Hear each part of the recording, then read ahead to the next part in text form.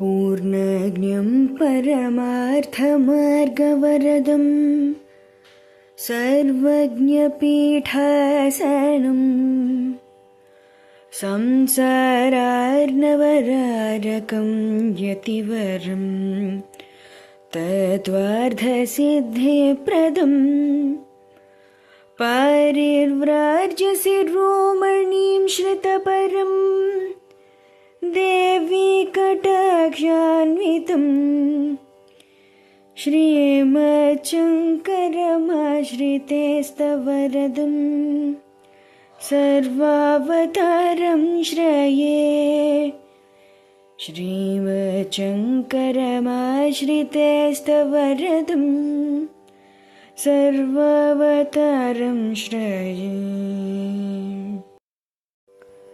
श्रुतिस्मृतिपुराणानाम् आलयं करुणालयं श्रुतिस्मृतिपुराणानाम् आलयं करुणालयं नमामि भगवत्पादशङ्करं नमामि भगवत्पादशङ्करं लोकशङ्करं లోకశంకరం. శ్రీ గురుభ్యో నమః. శ్రీ శ్రవణం ఛానల్కి శ్రోతలందరికీ కూడాను మరొక్కసారి స్వాగతం. ఈరోజు మనం 169, 170 శ్లోకాల్ని చెప్పుకోబోతున్నాం అనమాట. ముందుగా 169వ శ్లోకాన్ని వినేద్దాం. జ్ఞానేంద్రియాణి చ మనశ్చ మనోమయః స్యాత్ కోశో మమాహమితి వస్తు వికల్పహేతుః సంజ్ఞాదిభేదకలనా కలితో బలీయాం తత్పూర్వకోశమనుపూర్వ విజృంభతే యః. దీని ప్రతిపదార్థాన్ని చూద్దాం మనం. జ్ఞానేంద్రియాణి చ, జ్ఞానేంద్రియములు అంటే చూపు, శ్రవణము, రుచి, వాసన ఇవి ఉన్నాయి కదా, ఈ 5 మొదలైనవి. మనః చ, మనస్సు కూడా. మనోమయ కోశః, మనోమయ కోశము. మమ అహం ఇతి, నాది నేను అనే భావనలు. వస్తు వికల్ప హేతు, భేదభావాలను ఆలోచనలకి కారణం అది.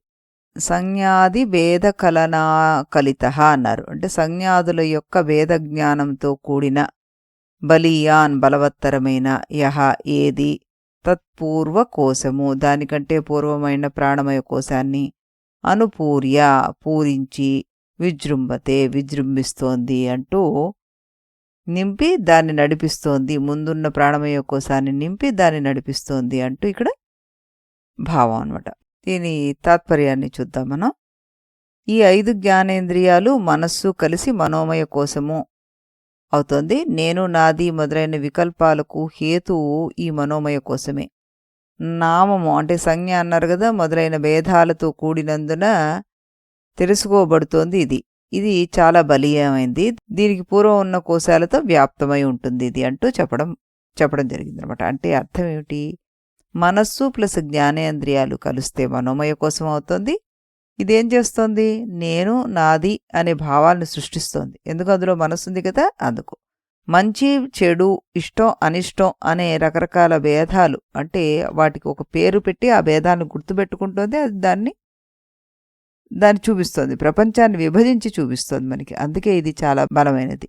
మన అనుభవాలన్నిటినీ ఇది నియంత్రిస్తూ ఉంటుందన్నమాట.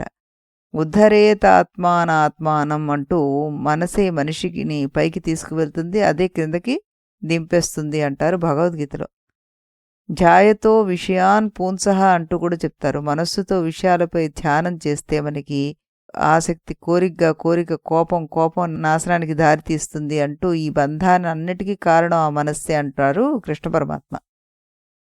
ఉపనిషత్తు వాక్యం మనకి మన ఏవ మనుష్యాణం కారణం బంధ మోక్షయోహ అంటారు. మనస్సే బంధానికి విముక్తికి కూడా కారణము అంటూ ఉపనిషత్తు చెప్తుంది. తైత్తిరీయ ఉపనిషత్తు మనోమయ కోశము ప్రాణమయ కోశం కంటే లోపల ఉంది, కానీ ఇంకా అది ఆత్మ కాదు అంటూ చెప్తుందన్నమాట.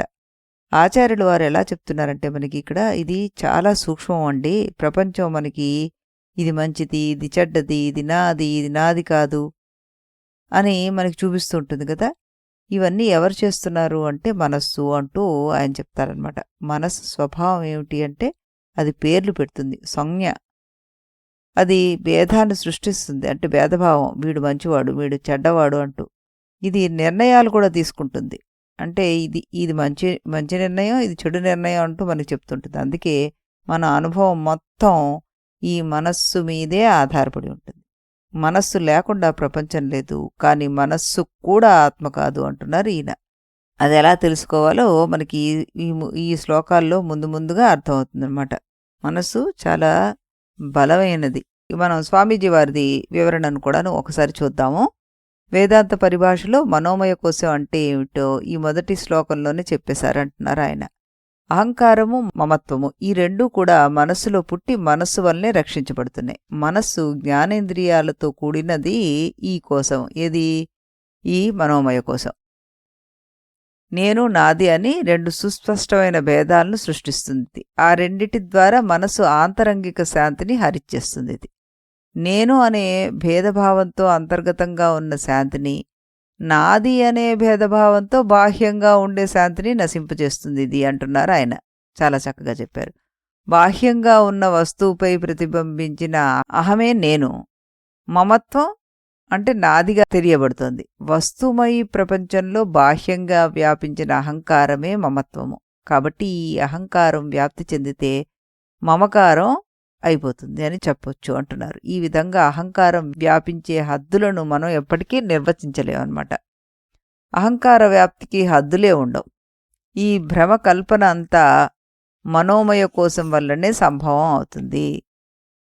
ద్వంద్వానుభావాలతో గుర్తింపబడి ప్రపంచంలోని వివిధ భేదాలన్నిటినీ సృష్టించే మహాశక్తే మనోమయ కోశం.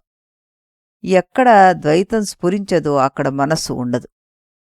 నామ రూప గుణకర్మ ఉపయోగాల ద్వారా గుర్తింపబడే అనేకత్వానికి అంతటికీ కారణం, ఈ మూల కారణం మనస్సే. మనస్సు లేని చోట మరేదీ ఉండదు. మనోమయ కోసం దీని ముందున్న ప్రాణమయ కోశాన్ని పూర్తిగా ఆవరించి తనకు తెలిసిన వస్తువులను మాత్రమే మనస్సు చూడగలుగుతుందన్నమాట. నాకు తెలియని వాటిని నేను గుర్తించలేను. నాకు ఒక కొత్త విషయం తెలిసిన వెంటనే అప్పటి నుండి దాని గురించి ఆలోచించగలుగుతాను. క్లుప్తంగా చెప్పాలంటే నా మనస్సు ఎంతవరకు పరిగెత్తి వ్యాపించగలదో అదే నాకున్న ప్రస్తుత జ్ఞానానికి ఉండే సరిహద్దు. దీనికి మించింది నాకు తెలియదు పో అంటుంది. ఈ రకంగా ఈ మనస్సుని ఈయన ఇక్కడ మనకి అభివర్ణించి చెప్పడం జరిగిందనమాట. అంటే ఈ మనస్సు కూడాను ప్రపంచాన్ని సృష్టిస్తోంది, కానీ మనస్సును కూడా సృష్టిస్తోంది ఇది అని చూస్తుంది ఆత్మ. ఎందుకంటే ఈ మనస్సు ఆలోచనలు మనకి మారుతూ ఉంటాయి. కాసేపు సుఖం, కాసేపు దుఃఖం అన్నీ కలుగుతాయి. కానీ ఆత్మకు అలాంటివి లేవని మనం చెప్పుకున్నాం కదా. కాబట్టి ఇది ఆత్మ కూడా కాదు అంటూ ఇక్కడ దీన్ని కూడా నేతి అంటూ కొట్టేయచ్చు మనం. దీని తర్వాత శ్లోకంలో ఇంకా ఏం చెప్తారు ఈ పంచేంద్రియాల గురించి అది చూద్దాం మనం. ఇప్పుడు 170వ శ్లోకాన్ని కూడా వినేద్దాం. పంచేంద్రియైః పంచభిరేవ హోత్రిభిః ప్రచీయమానో విషయాజధారయా జాజ్వల్యమానో బహువాసనేంధనైః మనోమయోగ్నిః దహతి ప్రపంచం. ఇప్పుడు దీని ప్రతిపదార్థం పంచేంద్రియైః 5 ఇంద్రియాలనడి, పంచభిరేవ 5గురైన, హోతృభిః హోమము చేయు ఋత్విక్కులచే, విషయాజ్యధారయ విషయములనబడి ఆజ్యం యొక్క ధార చేత, ప్రచీయమానః వృద్ధి పొందుతున్నట్టయి, బహువాసనేందనైః అంటే అనేక విధాలైన వాసనలు అనబడే ఇంధనాల చేత, జ్వాజ్వల్యమానః ఎక్కువగా మండుచున్న, మనోమయః అగ్నిః అంటే మనోరూపమగు అగ్ని ప్రపంచాన్ని దహతి కాల్చివేస్తోంది అంటున్నారు ఆయన.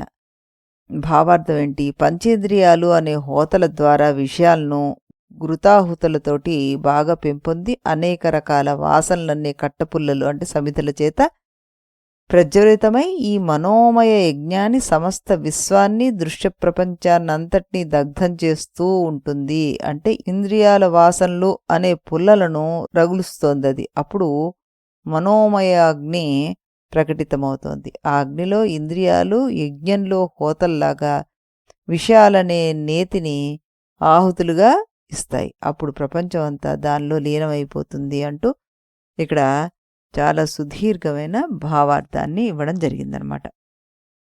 మరి దాన్ని మనం కొంచెం కొంచెంగా అర్థం చేసుకుందాం. పంచేంద్రియాలు, ఈ 5 జ్ఞానేంద్రియాలు ఏవైతే ఉన్నాయో పంచహోత్రులు అన్నారు. అంటే యజ్ఞం చేసే పూజారులు ఉంటారు కదా, వారు. విషయాలనే నెయ్యి అంటే ఆజ్యం పోస్తూ ఉంటారు కదా, అది విషయాజ్య ధారయ అన్నారు. విషయాలనే నెయ్యిలా పోస్తున్నారన్నమాట. పోస్తుంటే ఏమవుతోంది మనకి? ప్రచీయమానః పెంచబడుతోంది. ఏది? ఈ అనేక వాసనల చేత అంటే అనేక రకాల ఇంధనాలు, ఈ కర్రపుల్లలు ఏవైతే అందులో వేస్తున్నాం అవన్నీ ఇంధనాలే కదా, వాటితోటి మండుతోంది బాగా. మనస్సు అనే అగ్ని దహిస్తోందిట. దీన్ని ఈ ప్రపంచ అనుభవాన్ని మొత్తాన్ని కూడాను అంటున్నారు ఇక్కడ. మరి దీన్ని సమంగా ఎలా అర్థం చేసుకోవాలి మనం? మనస్సు ఒక అగ్ని లాంటిది, ఇంద్రియాలు యజ్ఞకర్తలు, విషయాలు నెయ్యి, వాసనలు ఇంధనం. ఇవన్నీ కలిస్తే మనస్సు అనే ఈ అగ్ని మండుతోంది. ఆ అగ్ని మన అనుభవ ప్రపంచాన్నే దహిస్తోంది, అంటే బాధిచ్చేస్తోంది. గీత మనకేం చెప్తోంది? ఆవృతం జ్ఞానం ఏతేన జ్ఞానినో నిత్యవైరిణ కామరూపేణ కౌంతేయ దుష్పూరేణ అనలేనచ అంటూ చెప్తారు. కోరిక అనే అగ్ని జ్ఞానాన్ని కప్పిచ్చేస్తుంది, అది ఎప్పటికీ తృప్తి చెందదు అంటూ చెప్పడం జరిగిందనమాట. అంతేకాకుండా విషయాలపైన ధ్యానం ఆసక్తిని పెంచుతుంది. ఆసక్తి కోరికను, కోరిక కోపాన్ని, కోపం నాశనాన్ని చేస్తుంది. ఇదే ఇక్కడ విషయ ఆజ్యం అంటూ చెప్పడం జరిగింది. ఇంద్రియాణి హయానాహు అంటారు. ఇంద్రియాలు గుర్రాల్లాంటివి, మనస్సు వాటిని నడిపించే రథసారథి. ఇంకే మన ఏవ మనుష్యాణం కారణబంధ మోక్షయోహు అంటూ మనం ఇందాకే చెప్పుకున్నాం. మనస్సే బంధానికి కారణం అని. పూజారులు యజ్ఞంలో నెయ్యి వేస్తుంటారు, అగ్ని పెరుగుతుంటుంది. అలాగే మన జీవితంలో ఇంద్రియాలు విషయాలని అనుభవిస్తాయి, ఆ అనుభవాలు మనసులో పడతాయి. పాత సంస్కారాలు అంటే వాసనలు ఏవైతే ఉంటాయో వాటిని మరింత పెంచుతూ ఉంటాయి. ఫలితం ఏమిటంటే ఇది దగ్ధం చేస్తోంది అన్నిటినీ. ఇంద్రియాలు ప్లస్ విషయాలు ప్లస్ వాసనలు, ఇది మనస్సు అనే అగ్ని. ఆ అగ్ని ఏం చేస్తుంది? మనకి శాంతిని దహింపజేస్తుంది, జ్ఞానాన్ని కప్పేస్తుంది, బంధాన్ని పెంచేస్తుంది. మనస్సు ఏమి స్వతంత్రంగా మండదు, మనమే దానికి ఇంధనాన్ని పోస్తూ ఉంటాం. ఎక్కువగా చూస్తాం, ఎక్కువగా వింటాం, ఎక్కువ కోరికలు, ఇవన్నీ ఆజ్యం. మనకి ఇప్పుడున్న వాటిల్లో మన మనసును పాడు చేయడానికి మొబైలు, సోషల్ మీడియా, అక్కర్లేని ఎండ్లెస్ సమాచారం, నిరంతరమైన కోరికలు, ఇవన్నీ మనసుకి ఆజ్యమే. ఫలితంగా మనకి అశాంతి, ఆందోళన, అసంతృప్తి ఇవన్నీ కూడాను ఉన్నాయన్నమాట. ఇంద్రియ నియమనము అంటే సెన్సెస్ని కంట్రోల్ చేయగలిగే గుణం అవసరం లేని విషయాల్ని తగ్గిస్తూ ఆ మనస్సుకు ఆ ఇంధనాన్ని తగ్గిచ్చేస్తే ధ్యాస ధ్యానం మీద మనం దృష్టి పెట్టచ్చు అంటున్నారు భగవత్పాదులు వారు. ఈ విధంగా మనం భగవత్పాదులు వారు మనకి ఏం చెప్పారు అన్నదాన్ని మెల్లిగా అన్వయించుకుంటూ అర్థం చేసుకోవడానికి ప్రయత్నం చేస్తున్నాం. ఈ ప్రయత్నంలోనే మళ్ళీ మనం రేపు మరో 2 శ్లోకాలను విందాం. అంతవరకు సెలవు. इति गुरुवाक्यम्